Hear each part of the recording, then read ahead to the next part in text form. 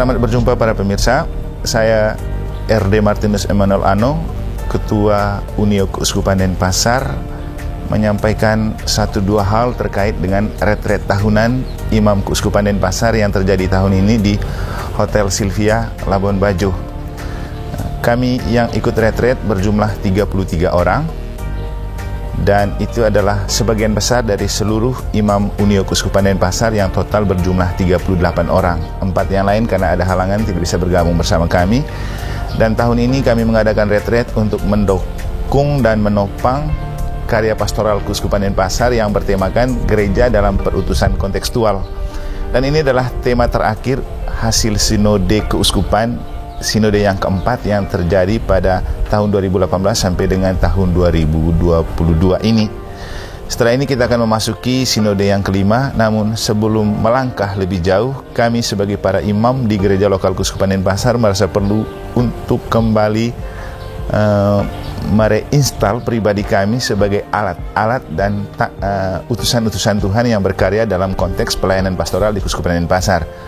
Terkait dengan tema gereja dalam konteks perutusan yang kontekstual, kami merasa perlu untuk mendalami tema ini dalam sebuah retret kali ini, dan karena itu kami memanggil seorang pendamping atau pemberi retret, juga seorang imam, Ketua Unio Keuskupan Ruteng, Romo Dr. Maksirgus Esfil MSI. Beliau adalah guru besar di Universitas Katolik Santo Paulus Ruteng, dan beliau juga adalah Ketua Unio Keuskupan Denpasar. Beliau seorang sosiolog. Kami coba meminta untuk melihat dari perspektif sosiologi dan kultural untuk bagaimana kami membaca konteks yang kami miliki dalam karya pastoral sesuai dengan tema gereja dalam konteks perutusan yang kontekstual.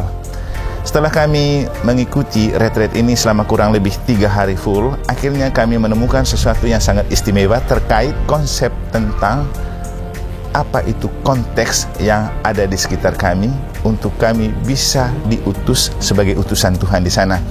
Ada beberapa hal yang kemudian menjadi pokok pikiran untuk membantu kami menyadari bahwa satu hal yang penting, bahwa tugas perutusan itu ternyata bukan tugas gereja, apalagi tugas pastor. Karena tugas perutusan itu adalah tugas yang dimandatkan dan diberikan oleh Tuhan melalui gereja, yang oleh gereja memakai tangan-tangan para imam untuk melakukan karya perutusan Tuhan yang memang mengharapkan dunia ini selamat dalam dekapan kasih-Nya. Maka dari itu, konsep pertama yang dapat kami pahami adalah ternyata tugas perutusan itu adalah tugas yang dipercayakan oleh Tuhan, dan karena itu gereja dan imam harus selalu dibingkai oleh kekuatan Allah sendiri dalam tugas perutusan itu. Maka satu hal yang penting untuk kami sadari, biarkan tugas perutusan ini dibingkai oleh Allah Tritunggal. Jadi bingkai trinitaris sebagai sebuah karakter utama untuk tugas perutusan yang kami embankan melalui gereja.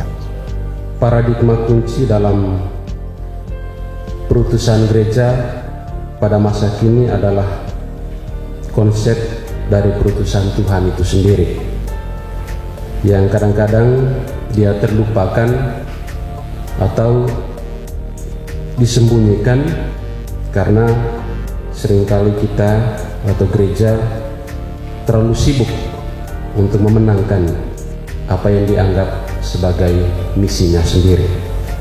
Jadi dia terlepas dari misi Tuhan itu sendiri. Karena itu dalam diskusi-diskusi tentang perutusan gereja pada masa kini, kita ingin ditarik kembali atau diingatkan sekali lagi bahwa seluruh fondasi dan landasan perutusan kita harus diletakkan di dalam missio Dei atau perutusan Tuhan sendiri sebagai prinsip penyelenggara dan titik awal. Itu yang kami geluti pada hari pertama. Jadi menemukan kembali karakter perutusan dengan dibingkai oleh Allah Tritunggal.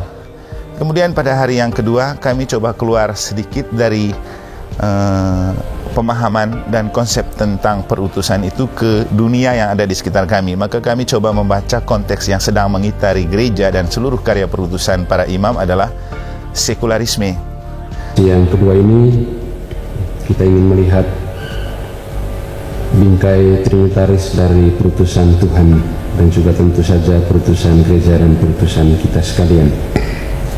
Dunia sudah memasuki era modern dan dengan budaya sekular telah menempatkan dunia itu pada posisi di mana rasa kebergantungan terhadap Tuhan dan gereja itu semakin berkurang dan bahkan hampir hilang. Nah, dalam konteks seperti ini bagaimana kita memanage supaya tetap bisa menjadi utusan yang berguna dan berharga, karena ternyata masih ada ruang-ruang kosong yang bisa diisi di dalam sekularisme dan juga post-sekularitas yang kemudian di dalamnya sebagai utusan Tuhan kita tetap bekerja dan berkarya, karena ada ternyata hal-hal yang tidak bisa dilayani oleh kemajuan dunia yang tetap menjadi kebutuhan manusia, yaitu tentang spiritualitas, tentang kasih, tentang kebahagiaan, tentang keadilan. Dan karena itu kami mencoba membaca bahaya atau juga kenyataan yang ada dari sekularisme itu untuk kami masuk di dalamnya. Maka kita sebagai utusan Tuhan harus mengerti dan memahami bahwa untuk bisa masuk sebagai utusan Tuhan dalam dunia yang sekular, kita harus menjadi pribadi yang nomor satu transformatif, yang kedua rekonsiliatif, dan yang ketiga itu empowerment. Jadi pribadi yang bisa memberdayakan untuk memulihkan kembali keberadaan dunia untuk kembali digenggam dalam dekapan kasih Allah. Kesadaran akan menjadi pribadi yang menjadi agen perubahan atau transformasi, yang dalam transformasi itu mengakibatkan ada luka-luka dan sakit-sakit yang muncul, maka perlu rekonsiliasi, dan rekonsiliasi itu ternyata bukan tentang penyelesaian masalah, tapi bagaimana membangkitkan kembali harga diri dari mereka yang memiliki masalah. Jadi mengangkat kembali harkat dan martabat sebagai seorang manusia. Dan karena ini sebuah tugas yang tidak penting, maka kita butuh bantuan kehadiran Roh Kudus. Maka dalam upaya pemberdayaan dan pemulihan serta persatuan, kita tetap dibingkai oleh kekuatan Allah Tritunggal, Bapa, Putra, dan Roh Kudus. Nah, ini gambaran yang kami dalami dan geluti pada hari yang kedua. Lalu kemudian kita masuk ke hari yang ketiga untuk melihat kembali ternyata konteks perutusan yang paling penting bukan tentang situasi dan kondisi yang ada di sekitar, karena paling utama adalah kesadaran diri kami sebagai imam itu konteks. Maka imamat adalah konteks dari perutusan. Dengan ini kami diajak dan diantar untuk kembali ke dalam diri dan melihat siapa itu imam.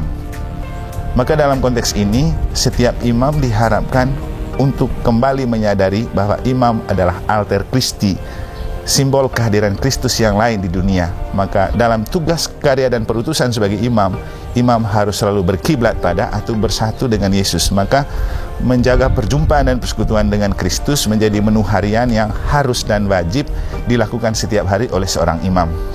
Kemudian selain punya makna kristologi, keberadaan seorang imam sebagai konteks juga terkait dengan gereja. Jadi makna eklesiologis bahwa gereja adalah mempelai seorang imam, karena gereja adalah mempelai Kristus.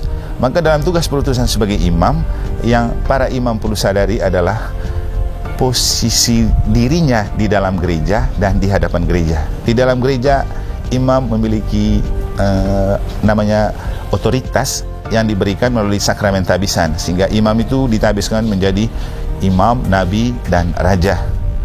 Dan otoritas ini yang membantu imam untuk tugas karya dan pelayanan perutusan ini bisa berjalan dengan baik ketika mengalami benturan-benturan yang mungkin agak membahayakan. Nah, kemudian itu di dalam gereja. Ketika keluar, imam adalah dia yang bekerja sebagai mempelai gereja, karena gereja adalah mempelai Kristus. Dan coba imam menempatkan diri di hadapan gereja. Nah, di hadapan gereja, imam berhadapan dengan umat yang dilayani. Lagi di situ ada kenyataan dan tantangan yang dihadapi. Akhirnya seluruh keberadaan imam sebenarnya menjadi konteks yang harus dipahami dan disadari untuk kemudian imam bisa diutus sebagai utusan Allah di tengah konteks yang ada di sekitar. Dengan kata lain, retreat ini telah membantu kami untuk menemukan kembali siapa diri kami di hadapan Tuhan, siapa diri kami di hadapan gereja, siapa diri kami di dalam gereja, dan siapa itu kami sebagai utusan Tuhan melalui gereja di tengah dunia. Ada banyak kenyataan dan tantangan yang dihadapi, tapi lagi-lagi kita harus percaya bahwa Allah Tritunggal lah yang membingkai seluruh karya perutusan gereja dan karya perutusan Tuhan melalui gereja yang dipercayakan para imam. Kami telah mengalami 3 hari yang sangat hebat di tempat ini, dan semoga apa yang kami dapat dan kami gumuli menjadi kekuatan baru untuk kami melangkah maju menjadi utusan-utusan Tuhan yang signifikan dan relevan, dengan catatan bahwa setiap yang dipandang sebagai relevan belum tentu itu benar, karena yang paling benar adalah apapun itu dan siapapun imam, ia tetaplah alat di tangan Tuhan, dan ia tetaplah utusan Tuhan yang dipercayakan Tuhan melalui gereja, agar gereja menjadi sakramen tanda yang menyelamatkan bagi dunia.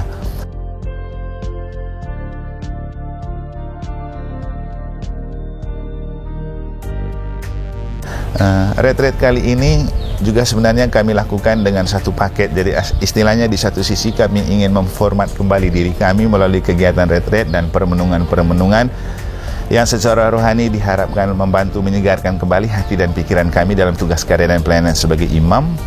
Dan yang lain juga, retreat yang kita lakukan bersama ini untuk secara internal mempererat rasa persaudaraan dan kekeluargaan di antara kami para imam Keuskupan Denpasar.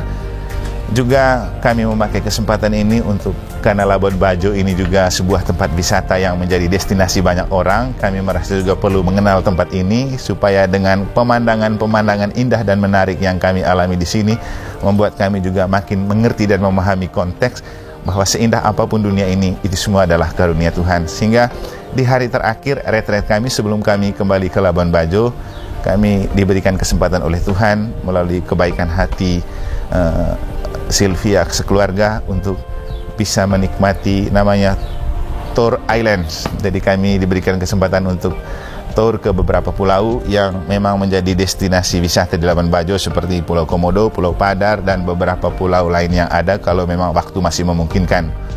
Setelah semuanya itu kami lalui bersama, baru nanti hari Sabtu kami akan kembali ke Denpasar, ke paroki dan tempat tugas kami masing-masing di mana kami diutus. Sedikit gambaran dari seluruh perjalanan proses retreat kami selama sepekan di Labuan Bajo, kurang lebih seperti itu.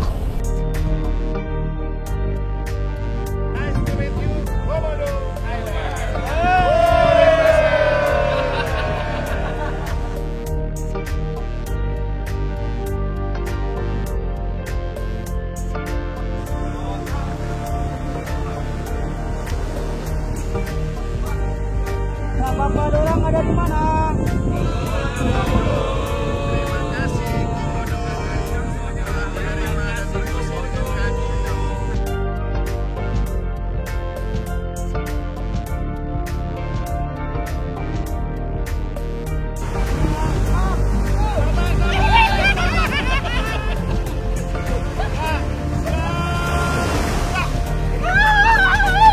Mampus.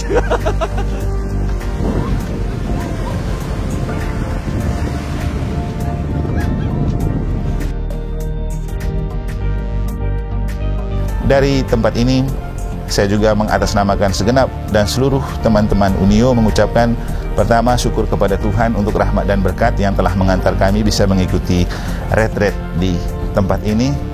Terima kasih kepada Yang Mulia Bapak Uskup yang telah memberikan kesempatan kami para imamnya untuk mengadakan retreat. Terima kasih kepada keluarga besar Sylvia Hotel dan juga Villa yang telah menerima kami sebagai tempat untuk kami memformat kembali diri kami sebagai seorang imam di tengah dunia. Dan terima kasih juga kepada segenap umat dan siapapun yang dengan cara yang tersendiri telah membantu mensukseskan retreat Imam Keuskupan Denpasar kali ini untuk tahun 2022. Segala perhatian, cinta, dan apa yang Anda telah berikan adalah doa untuk mendukung eksistensi dan keberadaan kami. Dan kami akan selalu membawa Anda semua dalam doa kami. Kita tetap bersatu dalam doa untuk sama-sama menjadi alat yang berharga di tangan Tuhan melalui gereja, karya dan pelayanan kita. Salam sehat dan sukses untuk Anda semua dimanapun berada. Semoga Tuhan memberkati. Romo Eman Ano dari Sylvia, Labuan Bajo. Terima kasih.